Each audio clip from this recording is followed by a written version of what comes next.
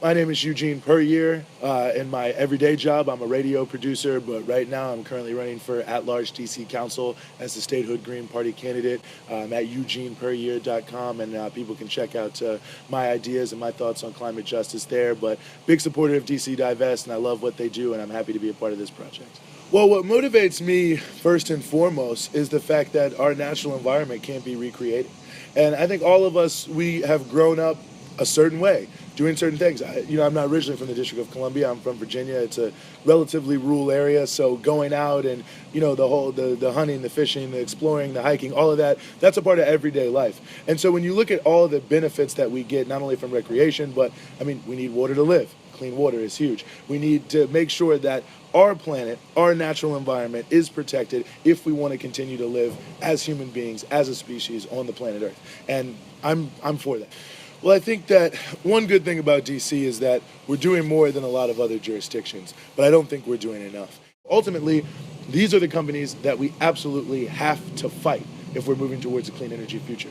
And the only way, well, not the only way, but one of the key ways that we're going to be able to not only show them that we're serious, but really deliver a substantial blow that weakens them in relationship to us as a climate justice movement is to divest from them, to reduce their value, to reduce their profitability. I think it's key because, if you say that you want to have a clean energy future or live in a world that is sustainable, you got to live your values. So how is the District of Columbia, which is saying we have this sustainable DC and, we're doing more than almost any other place and we care so much about the environment, that's who we are, so on and so forth, then going to have all this money invested in these corporations who want to do the exact opposite? It sends the message to them that you don't really care. It sends the message to residents of the district that you don't really care. And so ultimately it means that people will prioritize it less. But if you have divestment at the forefront and you divest and people say, oh, the District of Columbia is serious about sustainability, the District of Columbia is taking their money out, they're hitting them in their pockets, that even DC residents are going to say,